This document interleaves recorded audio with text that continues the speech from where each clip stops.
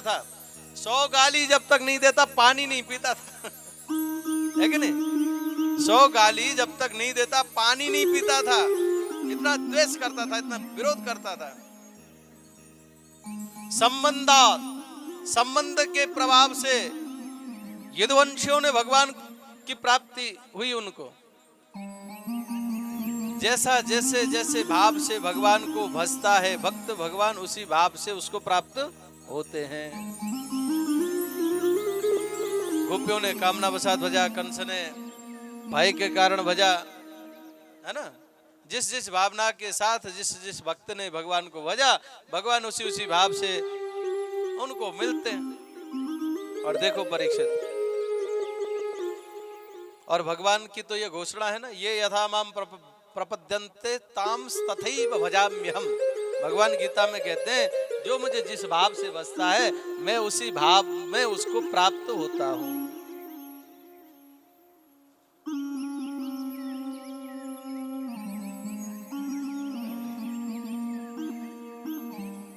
ये हिरण्यकश्यपु, हिरण्याक्ष तो भगवान ने 12 भगवान के रूप में अवतार लेकर के जब पृथ्वी को लेकर के गया था रसातल में, 12 रूप लिया और उसका उद्धार कर दिया, पृथ्वी को यथास्थान किया, है ना, रखा।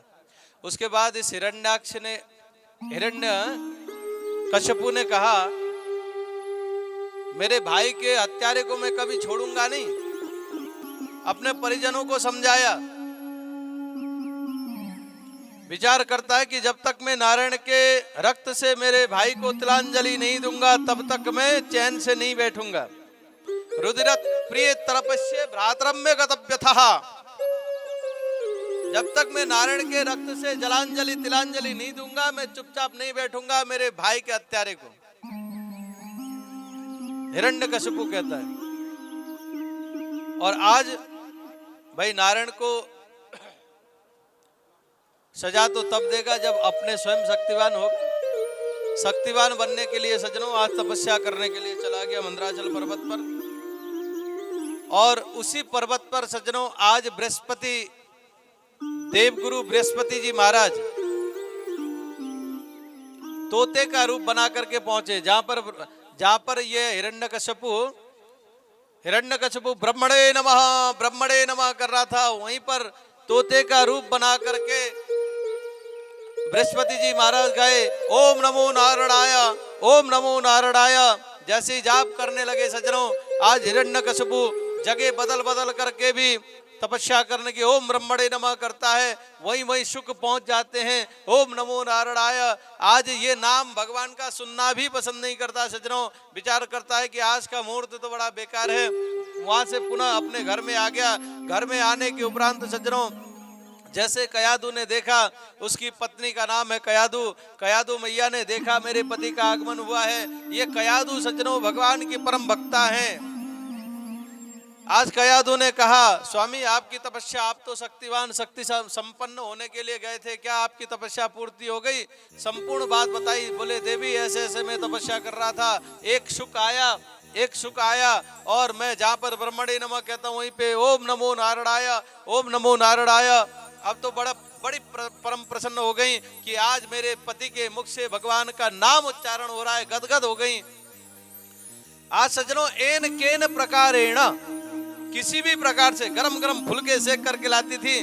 और अच्छा क्या बताया, ऐसे कर करके ओम नमो नारायणाय अपने पति के नाम मुख से 108 बार भगवान का नाम उच्चारण करवा दिया। माताएं चाहे तो क्या नहीं करवा सकती, है ना, करवा सकते हैं ना। हिरण्यकश्यपु जैसे तो हमारे पति निश्चित नहीं है, बड़े सीधे साधे भोले भाले हैं। एक बार भी कहोगे कि भजन किया करो तो कर लेंगे। हाँ, जो हिरण्यकशिपु नाम लेने में जिसको परहेज था, नाम सुनने में परहेज था, ऐसे बंदे के मुख से भी भगवान का मंत्र 108 बार निकलवा दिया मैया ने। तो ये माताओं में सामर्थ्यता है सज्जनों। आप अपनी शक्ति सामर्थ्यता को ना पहचानो ये अलग विषय है, पर आप लोग क्योंकि शक्ति स्वरूपा हो।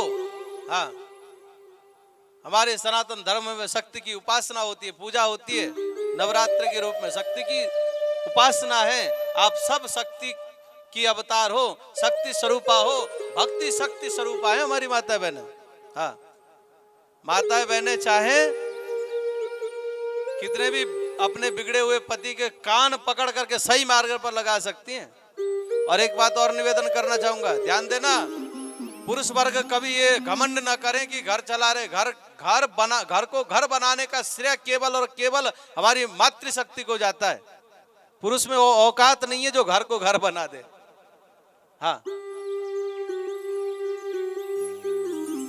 2-4 दिन छोटे छोटे बच्चों को संभालने पड़ जाए ना, और माता बहनें मान लो किसी कारण बस या कहीं मायके चली जाएं या तबीयत उनकी खराब हो जाए XYZ, तब नानी याद आती है 4 दिन में। होता है कि नहीं? तो कहने का भाव, क्योंकि माताओं में अथाह शक्ति होती है, सामर्थ्यता होती है सज्जनों। घर को घर बनाने की शक्ति सामर्थ्यता इनमें होती है। और आज ऐसे पति के मुख से भगवान का नाम उच्चारण करवा दिया 108 बार। और हमारे संत जन कहते हैं कि उसी रात्रि में, क्योंकि भगवान का नाम स्मरण किया था, उच्चारण किया था हिरण्यकशिपु ने, तो आज गर्भाधान हुआ। उसी रात्रि को भगवान के परम भक्त प्रहलाद आज कयादु माता के गर्भ में आए। दूसरे दिन तपस्या करने पुनः चला गया। हिरण्यकशिपु घोर तप किया है सज्जनों। आज इधर इतना घोर तप किया, भागवत में सुखदेव स्वामी कहते हैं, सते पे मंद्रा द्रोण तपः परम दारुण ऊर्ध्वबाहु नभो दृष्टि। ऊपर को दृष्टि करके एक पैर के अंगूठे पर खड़े होकर के ब्रह्मणे नमः ब्रह्मणे नमः, इतना घोर तप किया सज्जनों। ब्रह्मा जी को भगे भगे तपस्या का फल देने के लिए, वरदान देने के लिए आना पड़ा। और आकर के देखते हैं ब्रह्मा जी की आवाज तो आ रही है ब्रह्मणे नमः, पर दिख कहीं कुछ नहीं रहा है। न ददर्श प्रतिच्छन्न वाल्मीकि तृण की चकई। उसके शरीर में दीमक लग चुकी थी। ये कोई जैसे लकड़ी को काट दो जंगल में तो वो एक कीड़ा होता है, वो खा लेता है, वो मिट्टी का ढेर बना देता है ना, दीमक वो लगा हुआ था। उसी में से आवाज आ रहा था। तो ब्रह्मा जी ने कमंडल से जल लिया और जैसे जल लेकर के उस दीमक के ऊपर जैसे छिड़क दिया, तो मानो सुवर्ण के समान शरीर लेकर के हिरण्यकशिपु वहां प्रकट हो गया। और ब्रह्मा जी कह उठे, उत्तिष्ठ तिष्ठ भद्रम ते तप सिद्धोषि काश्यप। हे कश्यप नंदन हिरण्यकशिपु, उठो, तुम्हारा कल्याण हो। भद्रम ते, तुम्हारा कल्याण हो। तप सिद्धोषि, तुम्हारा तप सिद्ध हो गया। मैं प्रसन्न हूं। वरदो हमनु प्राप्तो, जो तुम्हें चाहिए मुझसे वरदान मांगो। प्रियता मिप्सितो वरम, जो तुम्हें चाहिए मुझसे तुम मांग सकते हो। तुम्हारे वरदान से मैं प्रसन्न हो गया हूं। तुम्हारी जो साधना है वो सिद्ध है, सिद्ध हो गई। अब तो सज्जनों हिरण्यकशिपु ने कहा, ठीक है महाराज, मैं तो वरदान मांगने के लिए तपस्या किया। हिरण्यकशिपु ने कहा कि बोले महाराज हमें वरदान आप ये दो, अजर अमर कर दो। ब्रह्मा जी ने कहा, बोले भैया ये सामर्थ्य था मुझ में नहीं है, मैं तुम्हें यह वरदान नहीं दे सकता। क्यों? क्योंकि मैं ही मरण धर्मा हूं, मुझे भी मरना पड़ता है। यह शक्ति सामर्थ्यता मुझ में नहीं कि तुम्हें मैं अजर अमर कर दूं। हिरण्यकशिपु ने कहा, बोले महाराज इतना परिश्रम बेकार क्या? बोले नहीं, परिश्रम बेकार नहीं जाएगा। किया हुआ सत्कर्म या दुष्कर्म कभी व्यर्थ नहीं जाता। एक को छोड़ करके अनेकों वरदान तुम मांग सकते हो। अजर अमर का वरदान मैं नहीं दे सकता, अन्यत्र तो सब वरदान, कई वरदान मांगो एक के बदले। तब सज्जनों उसने अपनी खोपड़ी लगाई। हाँ? दिन में न मरूं, रात में न मरूं, ऊपर न मरूं, नीचे न मरूं, अस्त्र से न मरूं, शस्त्र से न मरूं। हाँ? ब्रह्मा जी से पूछा, कितने महीने बनाए आपने वर्ष में? बोले 12 महीने। उसने कहा, बोले इन 12 महीनों में ना मरूं। हाँ? ब्रह्मा जी की शक्ति पहले ही खत्म कर दी। ब्रह्मा जी से ब्रह्मा जी के पकड़ के बाहर पहले ही चला गया वो। और दुष्ट जनों की यही विशेषता है सज्जनों, जो दुष्टजन होते हैं ना उनको सहारा देने वाले जो है उनको ही काट देते हैं बाद में। इसलिए दुष्टों को सहारा कभी नहीं देना, समझदारों को इशारा काफी है। कल हमारे चाचा जी कहाँ गए, हाँ इधर बैठे, कल बड़ी अच्छी बात कह रहे थे, कोई बढ़िया अच्छा होनहार बालक होगा तो शुरू से पता पड़ जाता है महाराज। बोले हम एक क्वेश्चन देते हैं तो 100 क्वेश्चन का हल कर देता है वो, और कोई ऐसा होता है जो 100 क्वेश्चन कराने के बाद भी एक नहीं करता है, हा? उनकी बात बिल्कुल सही थी।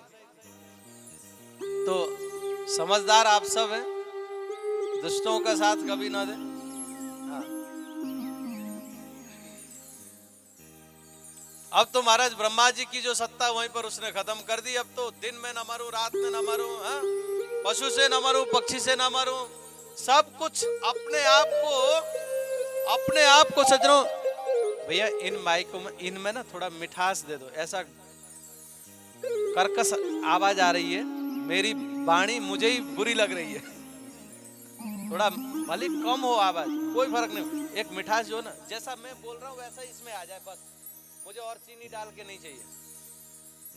जैसे मेरे टेंटुए से निकल रही है ना ऐसी आवाज या में आ जाए, यही काम करना बस, और कुछ सुना करना, वेद के मंत्र ना पढ़ने। हाँ श्री राधे। आपके में तो कल की तरह नहीं हो रहा ना। हाँ बोले वृंदावन बिहारी लाल की। ब्रह्मा जी ने तथास्तु कह दिया। श्री राधे श्री राधे। ये भी चल रहा है, थोड़ा सा मिठास लाओ बेटा, इसमें ना एक रूखापन आ रहा है बस। मुझे बोलने में थोड़ा अच्छा लगता है ना तो अपने को ही आनंद आता है। एक कर्कश वाणी आती है तो सुनने में ही वो, बढ़ाओ मत, आवाज मत बढ़ाओ, ये कर्कशपन आ गया, इसमें थोड़ा सा सॉफ्ट बनाओ इस आवाज को। श्री राधे जय राधे जय राधे श्री राधे। बोले वृंदावन बिहारी लाल की जय। आप तक तो क्लियर पहुंच रही होगी ना आवाज, आप श्रोताओं के बीच में तो क्लियर आवाज पहुंच रही है, पहुंच रही है, ठीक है। चलो आप लोगों के पास पहुंच रही है तो इसी बल के कारण भी मैं बोलूंगा। हाँ। अब तो महाराज देखो हमारे ब्रज में एक कहावत है, वैसे तो मियां बाबरे ऊपर से पीली भांग है ना, वैसे ही तो यह दुष्ट था हिरण्यकशिपु, और उसको वरदान और मिल गया है ना। अब तो महाराज सब देखो, अब शक्ति भी मिल गई, कोई गुंडा हो उसको बढ़िया संरक्षण मिल जाए फिर तो कह नहीं क्या, वो धूर्त तो है ही और धूर्तता मचाएगा, और दुष्ट तो था ही और शक्ति मिल गई तो और महाराज इतना दुष्ट था हिरण्यकशिपु, इतना तक वर्णन आया सज्जनों। ये आम के वृक्ष की तरफ यूं करके देखता था तो आम का फल, आम का वृक्ष भी यूं डर के कारण जल्दी जल्दी अपने फलों को पका देता था, इतना भय था इसका।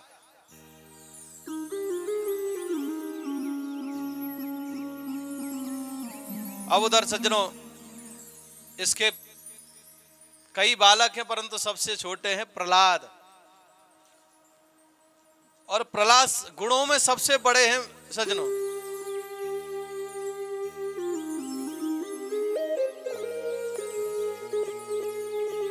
और ये दुष्टता का व्यवहार तो इसका है ही, क्योंकि दैत्य है, भगवान नारायण से द्वेष करता है, तो इसने जो है यदा वेदेषु वेदेषु गोसु विप्रेषु साधुषु धर्मे मयि च विद्वेष सभासु विनश्यति। ये धर्म के पक्ष में बिल्कुल नहीं है सज्जनों, अधर्म को फैलाने में लगा हुआ है। देवता सभी परेशान हो गए, देवता भगे भगे भगवान के पास गए, भगवान के पास जाकर के उन्होंने कहा कि इस दुष्ट से प्रभु हमारी रक्षा करें। आज भगवान ने कहा चिंता मत करो, जब ये धर्म का विरोध करेगा, जब ब्राह्मणों संतों गौ के चरण में ये अपराध करेगा तो मानना इसके नष्ट होने का समय आ गया है। भगवान ने ये कहा है सज्जनों, मैं अपनी ओर से नहीं कह रहा हूं। यदा देवेषु वेदेषु गोसु विप्रेषु साधुषु धर्मे मयि च विद्वेष सवा आसु विनश्यति। जो धर्म से द्वेष करने लगे,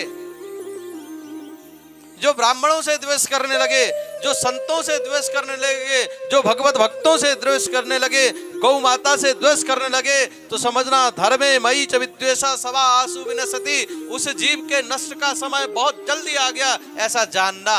भगवान ने कहा है देवताओं से, चिंता मत करो, मेरे भक्त के चरण में ये जब अपराध करेगा ना, इसको इसकी सजा मैं दूंगा, तुम परेशान मत हो। आज सज्जनों